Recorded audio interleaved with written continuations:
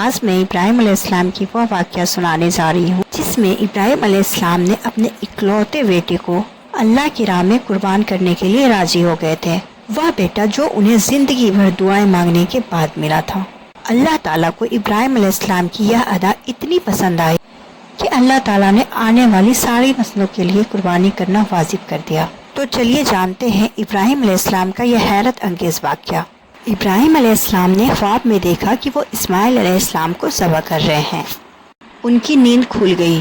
ابراہیم علیہ السلام جانتے تھے کہ انبیاؤں کے خواب اللہ تعالیٰ کی طرف سے وحی ہوتا ہے، لہٰذا انہوں نے اس خواب کے مطابق عمل کرنے کا ارادہ کر لیا۔ ابراہیم علیہ السلام کے لیے یہ بہت بڑا امتحان تھا۔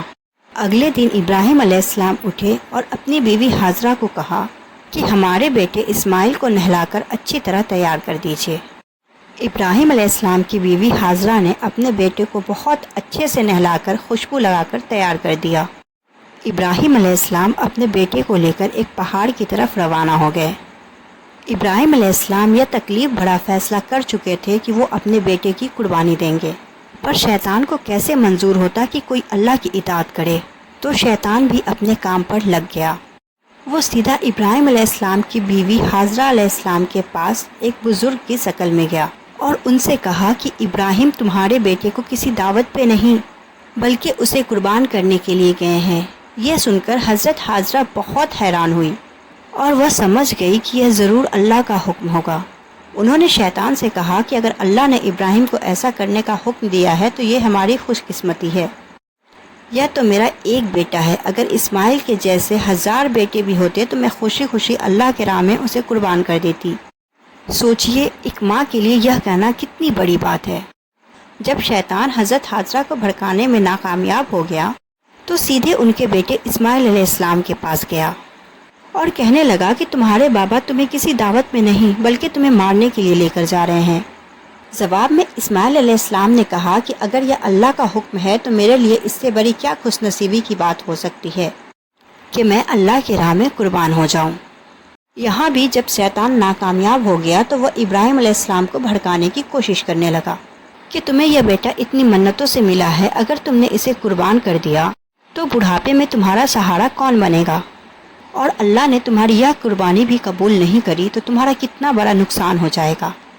ایسا مت کرو۔ شیطان ہر طرح سے انہیں بار بار بہکانے کی کوشش کرتا رہا تو غصے میں آ کر ابراہیم علیہ السلام نے شیطان کو پتھر مارے۔ یہی وجہ ہے کہ جب لوگ حج پہ جاتے ہیں تو شیطان کو آج بھی کنکڑی مارتے ہیں، اور یہ حج کے اہم ارکانوں میں سے ایک ہے۔ شیطان کے جانے کے بعد ابراہیم علیہ السلام نے اپنے بیٹے کو ساری بات بتائی تو اسماعیل علیہ السلام نے فرمایا کہ بابا اگر یہ اللہ کا حکم ہے تو مجھے منظور ہے، آپ بس میرے ہاتھ پیر باندھ دیجئے اور اپنی آنکھوں پہ پٹی بھی باندھ لیجئے تاکہ آپ جب میرے گردن پر چھری چلائیں تو آپ کو تکلیف نہ ہو اور آپ یہ کام کرنے سے مکر نہ جائیں۔ بس پھر ابراہیم علیہ السلام نے اپنے بیٹے کے ہاتھ پیر باندھ دیے۔ باپ بیٹے دونوں اللہ کا حکم پورا کرنے کے لیے پیش ہو گئے۔ اسماعیل علیہ السلام نے اپنے والد سے فرمایا جب آپ مجھے ذبح کرنے لگے تو میری پیشانی کو زمین پر رکھ دیجیے گا تاکہ آپ کو میرا چہرہ نہ نظر آئے اور کہیں آپ کے ہاتھ رک نہ جائے۔ ابراہیم علیہ السلام نے ایسا ہی کیا اور آنکھوں پہ پٹی باندھ لی۔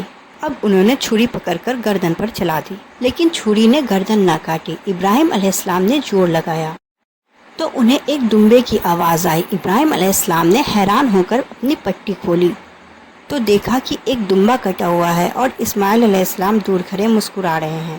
اللہ نے ابراہیم علیہ السلام کو آزمایا اور ابراہیم علیہ السلام نے اللہ کے حکم پہ اپنے اکلوتے بیٹے کو قربان کرنے کے لیے راضی ہو گئے۔ وہ بیٹا جو انہیں 86 سال کی عمر میں پوری زندگی بے اولاد رہنے کے بعد ملا تھا۔ اللہ ظالم بادشاہ نہیں۔ اللہ نے ابراہیم علیہ السلام سے ان کے بیٹے کو نہیں چھینا۔ اللہ نے جبرائیل علیہ السلام کو بھیج کے اسماعیل علیہ السلام کی جگہ جنت کا ایک خوبصورت دمبا قربان کر اس کے بعد سے اللہ تعالیٰ نے دنیا بھر میں ابراہیم علیہ السلام کی اس سنت کو زندہ رکھا، اور آج بھی دنیا بھر میں مسلمان حج کے موقع پر قربانی کرتے ہیں تاکہ اللہ کی راہ میں ابراہیم علیہ السلام کی طرح قربانی کرنے کا جذبہ ہو۔ ایک اکلوتے بیٹے کی قربانی کے لیے تیار ہو جانے کے صلے میں اور سارہ علیہ السلام کی عظمت اور نیکی کے بدلے اللہ نے انہیں ایک اور بیٹے اسحاق علیہ السلام کی خوشخبری دی۔ ابراہیم علیہ السلام تب 120 سال کے تھے اور سارہ علیہ السلام 90 سال کی تھی۔ اللہ نے یہ خوشخبری سنانے کے لیے فرشتوں کو ابراہیم علیہ السلام کے پاس بھیجا۔ فرشتوں نے ابراہیم علیہ السلام کو سلام کیا اور بیٹے اسحاق علیہ السلام کی خوشخبری دی۔ یہ سن کر سارہ علیہ السلام بہت حیران ہوئی۔ کیا میں بچہ جنوں گی؟ حالانکہ میں باز ہوں اور میرے خاوند بوڑھے ہو چکے ہیں۔ یہ تو حیرت کی بات ہے۔ اس پر فرشتوں نے کہا، اللہ کے فیصلوں پر تعجب نہ کیجیے، یا تو اللہ کی آپ پر رحمت ہے، بے شک وہ قابل تعریف ہے۔ ابراہیم علیہ السلام اسماعیل علیہ السلام سے ملنے مکہ آتے رہتے تھے۔ ایک مرتبہ انہوں نے فرمایا، اے میرے بیٹے، اللہ تعالیٰ نے مجھے حکم دیا ہے کہ اس مقام پر اللہ کا گھر تعمیر کرنا ہوگا۔ تو اسماعیل علیہ السلام نے فرمایا، میں حاضر ہوں۔ پھر ابراہیم علیہ السلام اور اسماعیل علیہ السلام نے مل کر کعبہ کی تعمیر کی۔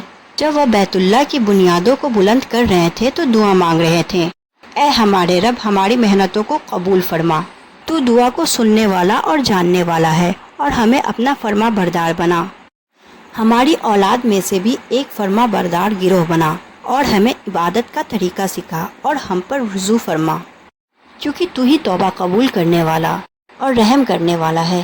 اے ہمارے رب، ان پر انہی لوگوں میں سے ایک رسول بھیج جو ان پر تیری آیت کی تلاوت کرے اور تیری کتاب اور حکمت سکھائے اور انہیں پاک کرے، یقیناً تو غالب اور حکمت والا ہے۔ کعبہ کے تعمیر کے وقت اللہ نے جنت سے ایک پتھر بھیجا تھا جن کا نام حجر اسود تھا۔ یہ پتھر نہایت سفید تھا۔ اب یہ پتھر لوگوں کی گناہوں کی وجہ سے کالا ہو گیا ہے۔ تعمیر کے وقت ابراہیم علیہ السلام ایک پتھر پر کھڑے ہوئے۔ وہ ننگے پیر تھے۔ اسی وقت پتھر پگھل گیا اور پتھر پر ان کے پیروں کے نشانات آ گئے۔ اسی پتھر کو آج مقام ابراہیم کہا جاتا ہے اور آج بھی لوگ اسے دیکھ سکتے ہیں۔ اس طرح کعبہ تعمیر ہوا۔ اللہ تعالیٰ نے ابراہیم علیہ السلام کو حکم دیا کہ لوگوں میں حج کا اعلان کرو۔ اس پر ابراہیم علیہ السلام نے فرمایا، اے اللہ، میری آواز بھلا کس قسم تک پہنچے گی؟ اللہ نے جواب دیا، آپ کے ذمے آواز لگانا ہے، پہنچانا ہمارا کام ہے۔ پھر ابراہیم علیہ السلام عرفات کے پہاڑوں پر چڑھے اور آواز لگائی، لوگوں، بیت الحرم کا حج کرو۔ اس کی برکت سے اللہ نے بیت الحرم کی محبت لوگوں کے دلوں میں ڈال دی۔ اسی وجہ سے آج تک ہر کوئی حج اور عمرہ کی خواہش رکھتا ہے۔ ابراہیم علیہ السلام نے 175 سال کی عمر میں وفات پائی۔ ہر معاملے میں حضرت ابراہیم علیہ السلام اللہ تعالیٰ کے وفادار رہے، اس لیے اللہ تعالیٰ نے ابراہیم علیہ السلام کو خلیل الرحمن کے لقب سے نوازا، یعنی اللہ کا دوست۔ تو یہ تھا ابراہیم علیہ السلام کا واقعہ۔ اس سے ہمیں یہ سبق ملتا ہے کہ ہمیں اپنی ساری عزیز چیزیں اللہ کی راہ میں قربان کرنے کا جذبہ رکھنا چاہیے۔ یہ تھا ابراہیم علیہ السلام کی زندگی کا ایک چھوٹا سا حصہ۔